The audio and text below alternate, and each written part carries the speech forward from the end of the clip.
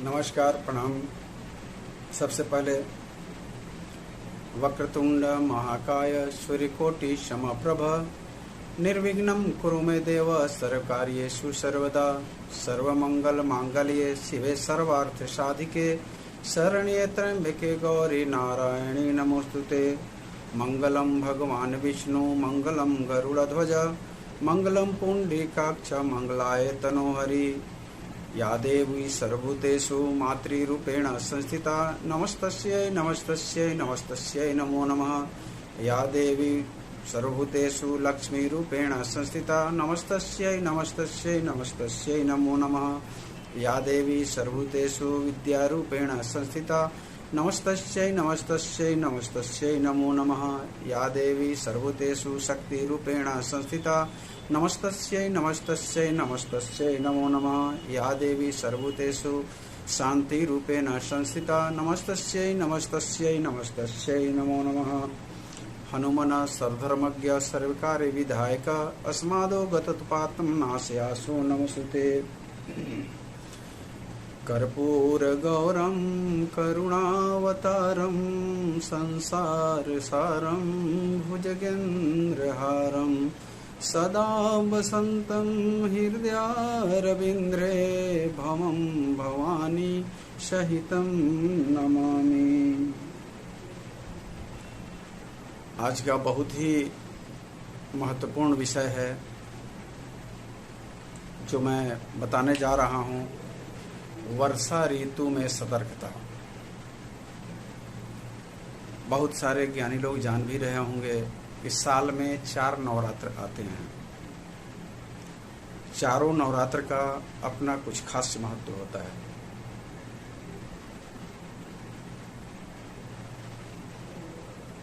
चैत्र नवरात्र होता है, आषाढ़ नवरात्र होता है, आश्विन नवरात्र होता है और माघ नवरात्र होता है। यानी साल में 4 तिमाही और 4 नवरात्र, और चारों नवरात्र का अलग अलग खासियत है।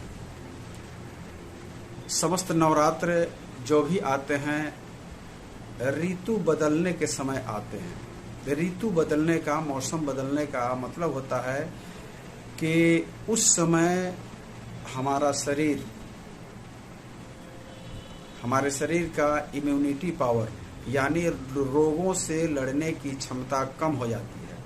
ऐसी स्थिति में सबसे ज्यादा माँ दुर्गा के उपासना से बड़ा और क्या हो सकता है। आप इस बात को अच्छी तरह से समझ रहे होंगे। माँ दुर्गा यानी अपने आप में एक शक्ति, अपने आप में एक शक्ति। और इस 4 साल के इस चारों बदलते हुए मौसम में नवरात्र आती है, और चारों नवरात्र अपना अलग अलग विशेषता लेकर आती है। जिसमें से अभी एक नवरात्र गुजरा है, आषाढ़ माह का नवरात्र, जिसे वर्षाकालीन नवरात्र भी कहा जाता है और गुप्त नवरात्र भी कहा जाता है। हालांकि गुप्त नवरात्र तो 2 होते हैं, जो आषाढ़ में और माघ में होता है, जिसे शिशिर नवरात्र भी कहते हैं, उसे गुप्त नवरात्र भी कहते हैं। आइए हम आज चारों नवरात्र के बारे में बताते हैं। फिर हमें आज के समय में, इस समय में सतर्कता कौन चीज़ से रखनी चाहिए, हमारे लिए ये बहुत ज़रूरी है। ये कोई नहीं जानता है कहाँ जादू टोना किया हुआ है, कहाँ डाइन जोगिन के द्वारा कुछ किया गया है, तंत्र मंत्रों के द्वारा क्या किया गया है। ये हमारे आपके बस की चीज़ नहीं है कि हर चीज़ को हम पहले ही जान जाएं, लेकिन सतर्कता तो जरूर रख सकते हैं। और इसीलिए आज मैं ये वीडियो बना रहा हूँ। सबसे पहले तो मैं क्षमा चाहूँगा कि लगभग 20-25 दिनों से कुछ कार्यों में ज़्यादा संलिप्तता होने के कारण मैं अपना वीडियो नहीं बना पा रहा था। और आशा है कि नवभारत न्यूज पटना के तत्वावधान में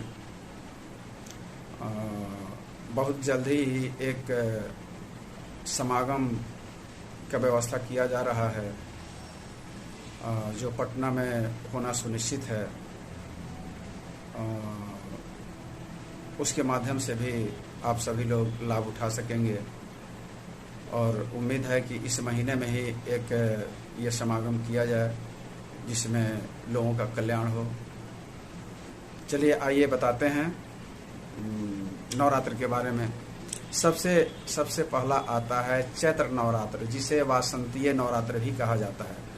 वासंतीय नवरात्र में पौराणिक कथा के अनुसार माह चैत्र के नवरात्रि के दिन भगवान श्री राम समुद्र तट पर सबसे पहले माँ जगदम्बा का ही, माँ दुर्गा का ही पूजा करके, उपासना करके तब श्रीलंका के लिए रवाना हुए थे। तब श्रीलंका के लिए प्रस्थान किए थे, जो मनोकामना पूर्ति का भी नवरात्र कहा जाता है।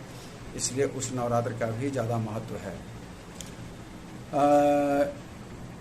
इस बीच चलिए इसके बाद फिर बताएंगे। चैत्र नवरात्र का मतलब आप समझ गए। आषाढ़ नवरात्र, जो वर्षाकालीन नवरात्र भी कहा जाता है, गुप्त नवरात्र भी कहा जाता है। ऐसे नवरात्र में साधु संतों के द्वारा, जादू टोना जानने वालों के द्वारा, या कोई सिद्धि करने वाले लोग हों उनके द्वारा इसमें कुछ विशेष प्रकार की सिद्धि की जाती है। और सिद्धि से सफलता भी मिलती है। सिद्धि में, मंत्रों में भी सफलता मिलती है। बहुत जल्दी उसका प्रभाव, बहुत जल्दी उसका ये जो है दिखने लगता है, प्रभाव दिखने लगता है। और सिद्धियां भी काफ़ी आसान तरीके से होती है। तीसरे में आता है आश्विन नवरात्र, जिसे शारदीय नवरात्र भी कहते हैं। एक चीज़ मैं नहीं बताया कि चैत्र नवरात्र मार्च से लेकर के अप्रैल तक आते हैं। आषाढ़ का नवरात्र जुलाई अगस्त में आते हैं। और आश्विन नवरात्र, जिसे शारदीय नवरात्र कहते हैं, वो सितंबर से अक्टूबर माह में आते हैं। वसंत ऋतु की शुरुआत और शरद ऋतु की शुरुआत जलवायु एवं सूरज के प्रभावों का महत्वपूर्ण संगम माना जाता है, जो सबसे पवित्र शारदीय नवरात्र को माना जाता है। इसमें आप सभी जानते हैं कि शारदीय नवरात्र में कैसे हम लोग पूजा करते हैं, और शारदीय भाव में ही वो पूजा की जाती है। और हर चीज़ों में भी सिद्धि मिलती है, जो खास करके गृहस्थ जीवन में इस समय बहुत ही उनकी कृपा होती है। इसलिए शारदीय नवरात्र ही उसको कहा जाता है। चौथा नवरात्र कहा जाता है, चौथा नवरात्र का वो है शिशिर नवरात्र। शिशिर नवरात्र या गुप्त नवरात्र भी कह सकते हैं नहीं, कहा जाता है। तो इसमें भी साधु संतों के द्वारा, जादू टोना करने वालों के द्वारा, सिद्धियां प्राप्त करने वालों के द्वारा, इन लोगों के द्वारा ही कुछ विशेष प्रकार की पूजा होती है, जिसमें आसानी से वो सिद्धियां मिल जाती है। और बहुत ही अलग तरीके से इसमें पूजा होती है। अब इसमें एक और चीज़ जहाँ तक मेरी जानकारी है, जैसे मैंने आपको बताया कि मौसम बदलते हैं तभी ये नवरात्र आती है। नवरात्र का मतलब शक्ति, अपने आप में शक्ति प्राप्त करना, जो माँ जगदम्बा, माँ दुर्गा का ही उपासना सबसे ज़्यादा प्रभावी होता है। और इसीलिए अब तक आप सनातनी धर्म में इस चीज़ का ज़्यादा महत्व दिया गया है।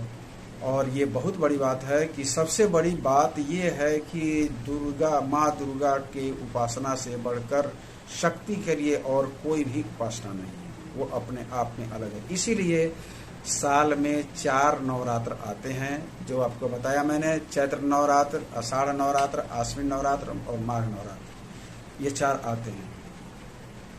अब इसमें जैसे मैंने कहीं पढ़ा था कि महाकाल संहिता के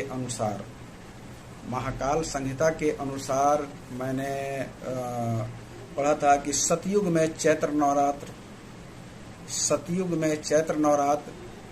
त्रेता में आषाढ़ नवरात्र, द्वापर में माघ नवरात्र और कलयुग में आश्विन नवरात्र, शारदीय नवरात्र का ही सबसे ज़्यादा महत्व रहा है। हर युग में अलग अलग नवरात्र का ज़्यादा महत्व रहा है। जैसे आज कलयुग में शारदीय नवरात्र का चल रहा है। जो मैक्सिमम जगह, बहुत जगह शारदीय नवरात्र ही मनाए जाते हैं, मैक्सिमम जगह। अब आइए इसमें हमको आपको ये जानना है कि इस गुप्त नवरात्र के बाद क्या होता है। मैंने तो बताया कि माघ का नवरात्र और आषाढ़ का नवरात्र, यानी चारों के बीच का नवरात्र, चैत, आषाढ़, आश्विन और माघ, जिसमें आषाढ़ और माघ के नवरात्र में अलग अलग वो होता है, सिद्धियां होती है और उसके बारे में लोग जानते हैं। हमें सबसे ज़्यादा ज़रूरी है कि इस गुप्त नवरात्र के बाद हमें क्या ये रखना चाहिए, सतर्कता क्या रखना चाहिए। जैसे आजकल आप देखेंगे कि इस महीने में जब वर्षा ऋतु शुरू होती है, जैसे मैं ये बताया कि वर्षाकालीन नवरात्र भी इसे कहा जाता है। वर्षा ऋतु जब शुरू होता है तो वास्तविकता है कि हम लोगों का इम्यूनिटी पावर भी कम हो जाता है। आप देखते होंगे इसमें वायरल फीवर, इन्फ्लुएंजा, इस सब टाइप के बहुत जल्दी होंगे और बहुत जल्दी वो समाप्त हो जाएंगे। ये क्या है? तो ये हमारा इम्यूनिटी पावर कम होने का प्रतीक है। ये हमारा इम्यूनिटी पावर कम होने का पहचान है कि उस समय हमारा शरीर कमज़ोर होता है, इसलिए हम उस परेशानी में चले जाते हैं। तो इसमें आप ये भी देखिए, पेड़ पौधा हो, खेती बाड़ी हो, घर मकान हो, शरीर हो, वर्षा ऋतु में ये सभी कमज़ोर हो जाते हैं। आप देखते होंगे कि वर्षा ऋतु में जब ये आंधी पानी ये सब एक साथ आते हैं तो कई मकान भी गिर जाते हैं, कई घर भी गिर जाते हैं। इसी में बाढ़ वगैरह आने की भी संभावना या आती भी है, जैसा कि आप आजकल देख भी रहे हैं टीवी में किस तरह की भीषका चली हुई है और किस तरह से लोग उसे ये कर रहे हैं, परेशान हो रहे हैं। तो हमें सतर्कता क्या रखनी चाहिए, हमें उसके लिए क्या करना चाहिए, हमें कैसे सतर्क रहना चाहिए अपने बच्चों को, अपने परिवार को, अपने सगे संबंधियों को, अपने समाज को, हर तरह से हमें सतर्क रहने की आवश्यकता होती है। क्योंकि जितने भी निगेटिव एनर्जी हैं वो सभी इस गुप्त नवरात्र के बाद एक्टिव हो जाती हैं। मैंने बताया है कि मुझे शास्त्र के बारे में कोई जानकारी नहीं है, बस माता की कृपा से जो मुझे ज्ञान है मैं उसी ज्ञान को आप तक मैं पहुंचाता हूँ। माँ की कृपा पर जो आधारित है मैं उसी ज्ञान को आप तक पहुंचाता हूँ। इस आषाढ़ नवरात्र यानी गुप्त नवरात्र यानी वर्षाकालीन नवरात्र के बाद हमें सतर्क हो ही जाना चाहिए, क्योंकि इसमें सभी निगेटिव एनर्जियाँ एक्टिव हो जाती हैं। वो चाहे जादू टोना हो या भूत प्रेत का मामला हो या जिसे देहात में हवा बेयार भी कहते हैं उसका मामला हो, इसमें ज़्यादातर इन चीज़ों का समावेश होता है, जो जा करके फिर आश्विन में यानी शारदीय नवरात्र में जा करके फिर इसके समाधान के लिए बहुत सारे लोग अपने अपने मंदिर पर बहुत तरह का अनुष्ठान भी कराते हैं, झाड़ फूक भी करते हैं, या टोटका वगैरह भी कराते हैं, तंत्र वगैरह भी कराते हैं। इन सब के द्वारा उनको दूर किया जाता है। लेकिन जो भी छूटी हुई भी है, जिस परेशानी से आपने किसी को मुक्त भी किया है, तो वो भी, यानी मान लिए कि राम श्याम कोई भी हो, एनीबॉडी कोई भी हो, यदि राम के द्वारा किसी व्यक्ति को तंत्र या मंत्र के द्वारा प्रभावित किया गया है, यानी उन्हें परेशान किया गया है, तो यदि राम इस आषाढ़ नवरात्र में, गुप्त नवरात्र में, वो अपने सारे मंत्रों का जब वो किए हैं, उसे जगाए हैं या उसे जागृत किए हैं, तो वो सभी मंत्र जब जागृत होते हैं और श्याम के द्वारा जिनको ठीक किया गया है, ठीक करने के बावजूद भी उसके कुछ लक्षण उसमें दिखाई देते हैं। नेगेटिव एनर्जी जैसे दिखाई दिया, पॉजिटिव एनर्जी फिर उस पर हावी हो गया, फिर वो अपने आप समाप्त हो जाता है। ये बहुत ही तार्किक चीज़ है, बहुत तार्किक चीज़ है, और ये हमारे समझ से सभी लोग इसका व्याख्या नहीं कर सकते। मैंने ये देखा है, मेरा भी 33 साल का अनुभव है, 33-34 साल का अनुभव है, क्योंकि मैं 1989 से जन कल्याण का काम कर रहा हूँ। बहुत सारे लोग मुझे आज के डेट में इस रूप में देखते हैं तो उन्हें आश्चर्य हो जाता है, क्योंकि मैं मजाकिये स्वरूप का भी हूँ, मजाकिये क्या कहते हैं स्वभाव का भी हूँ, और मुझे बाह्य आडंबर में कोई भी तनिक भी मुझे विश्वास नहीं है। आप मेरा वेशभूषा भी बहुत जगह ऐसा हुआ है, बलिया में, बनारस में, जौनपुर में, नेपाल में, दरभंगा में, मुजफ्फरपुर में, सीतामढ़ी में, बहुत सारे लोग हमें देख करके ये नहीं समझ पाए कि ये भी कुछ जानते होंगे, लेकिन बाह्य आडंबर मुझ में नहीं है। मैं इस पर कभी विश्वास ही नहीं करता। मैं सीधा जानता हूँ कि माता का पूजा करना, जैसे मैं पूजा करता हूँ माँ जहर महारानी का, माँ फुलमत महारानी का, माँ जल्पा महारानी का, माँ राजदेवी का, ये सभी चारों हेड है। जो इससे मैंने इसके पहले जिस वीडियो में मैंने बताया था, एक वीडियो में मैंने बताया था कि वहाँ 22 देवी देवताओं का समूह है, जो सभी देवी देवताओं का खासियत, विशेषता अलग अलग है। तो आइए हम थोड़ा सा ये चले गए थे, विषयांतर हुए थे, लेकिन उसी से संबंधित था। इसमें हमको इस गुप्त नवरात्र के बाद हमें अपने घर का, अपने बच्चों का, अपने परिवार का जरूर ख्याल रखना चाहिए, क्योंकि इसमें टोटके वगैरह ज़्यादा किए जाते हैं। अभी के समय में टोटका वगैरह हर तिराहा पर, चौराहा पर, लाल कपड़ा तो कंडा तो क्या क्या धागा, ये सब बहुत सारे मिलेंगे, लेकिन उन सब से बचने की भी आवश्यकता है। और मैं तो स्पष्ट रूप से कहता हूँ कि तंत्र मंत्र इन सबों का प्रभाव होता है, निश्चित होता है, क्योंकि आज देश भर में क्या, विदेशों में भी अगर ये सब नहीं है तो फिर सत्यनारायण भगवान की कथा कहवाने की क्या जरूरत है? क्या जरूरत है महामृत्युंजय जाप कराने की? क्या जरूरत है रुद्राभिषेक कराने की? अगर तंत्र मंत्र नहीं है तो फिर वो भी नहीं है। और हवा पानी जादू टोना भूत प्रेत यदि नहीं है तो वो भी नहीं है। न सत्यनारायण भगवान का कथा है, न महामृत्युंजय जाप है, न या और सारे जितने भी वो हैं पूजा पाठ हैं या यज्ञ हैं। यज्ञ क्यों किया जाता है? जब आप अपने से परेशान हो जाते हैं, अपने शरीर में, अपने जमीन में, अपने घर में, अपने समाज में शक्ति प्रवाहित होने के लिए, शरीर को शुद्ध करने के लिए, मन को शुद्ध करने के लिए, आत्मा को शुद्ध करने के लिए यज्ञ कराते हैं। बहुत सारे लोग कहते हैं भूत प्रेत नहीं होता, अरे ये सब विश्वास करने की चीज नहीं, ये नहीं है, वो नहीं है। तो फिर इस पर क्यों आप विश्वास करते हैं? क्यों महामृत्युंजय जाप होगा? क्यों सत्यनारायण भगवान की कथा होगी? आज कोई आदमी ये बता दे कि अपने बेटे के शादी में उन्होंने अपने कुल देवी का पूजा नहीं किया हो। जब अपने आप पर आता है तो आप सबका पूजा करते हैं, जब दूसरा कोई आपसे पूछता है तो आप बताते हैं कि अरे ये सब पाखंड है। क्यों? यदि पाखंड है तो सबसे पहले पूजा आप अपने बच्चों की शादी में या आपकी शादी में आपके देवता की पूजा क्यों होती है? क्या ये सभी लोगों को जानने की चीज है कि सबसे साधारण पूजा श्री सत्यनारायण भगवान का कथा कहा जाता है, जो कोई भी करा लेता है, आसानी से करा लेता है। उसके महत्व को सभी लोग नहीं जानते।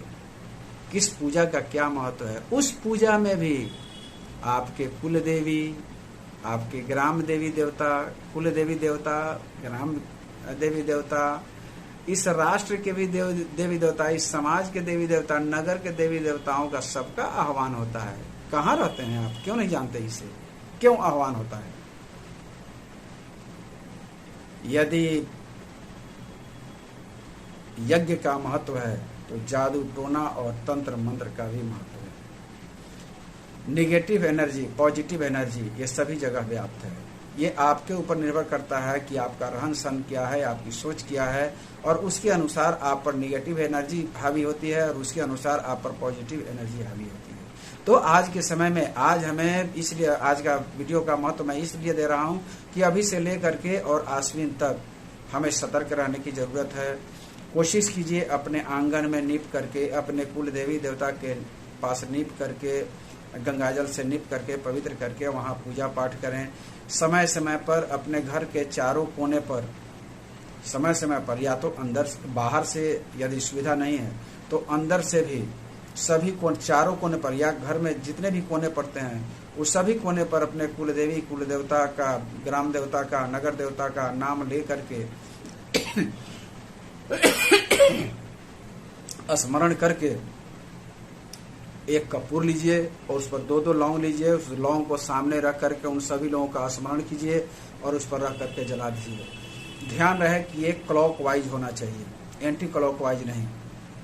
या तो पश्चिम दक्षिण के कोना से यदि आप शुरू किए हैं तो उसके बाद पश्चिम और उत्तर का कोना आता है, पश्चिम और उत्तर कोना के बाद पूरब और उत्तर का कोना आता है, पूरब उत्तर कोना के बाद दक्षिण और पूर्व का कोना आता है। ये जब भी चलेगा क्लॉकवाइज चलेगा। लेकिन एक चीज ध्यान रखने की जरूरत है, एक सबसे टेक्निकल चीज है कि मुख्य द्वार खुला नहीं होना चाहिए। यानी खुला नहीं होने का मतलब ये नहीं है कि गेट बंद होना चाहिए, किवाड़ बंद होना चाहिए, उसका मतलब वो नहीं है।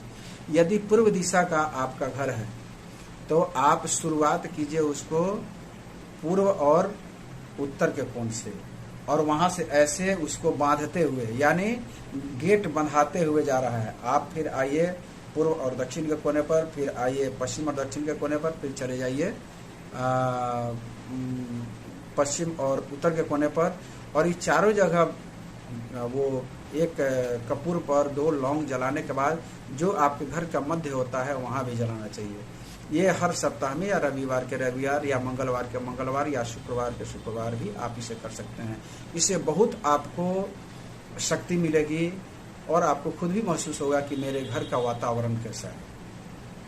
आप खुद इसे महसूस करेंगे। समय समय पर अपने कुल देवी कुल देवता का स्मरण करके बीच आंगन में, या घर का जो मध्य पड़ेगा, सबसे बीच जो पड़ेगा, वहां पर गंगाजल से नीप करके कुल देवी देवता के नाम से अक्षत, लौंग, फूल, जो फूल जिस कलर का उन पर फूल चढ़ता हो वो फूल चढ़ा करके, और चारों तरफ से 21 दियरी से गोलाकार बना करके, 21 दियरी जला करके गोलाकार, जिसका फ्लेम, जिसका लौ बाहर की तरफ खुले, वैसा भी चारों तरफ से घिर करके आप करेंगे पूजा। उससे भी बहुत कुछ आपको पॉजिटिविटी दिखाई देगा। ये आप रात में करेंगे, और जब भी करें तो 11 बजे के बाद करें। 11:01 पर ही क्यों नहीं हो, 11:05 पर ही क्यों नहीं हो, जब भी हो तो 11 बजे के रात के बाद करें। तो आजकल के समय में ये हमें करना चाहिए जिससे हम बच सकें, जो निगेटिव एनर्जी के से दूर रह सकें। उसी के लिए मैंने आज ये वीडियो बनाया है, और मैं समझता हूँ आगे भी आप हमारा वीडियो देखते रहेंगे, सब्सक्राइब करेंगे, लाइक करेंगे, और अधिक से अधिक अपने सगे संबंधियों में भेजें ताकि उनको इस चीज़ की जानकारी हो। और मैंने सबसे पहले ही अपने वीडियो में बताया था कि अपनी कुल देवी, अपनी कुल देवता, अपने ग्राम देवता, अपने नगर देवता से बढ़कर कोई नहीं होता है।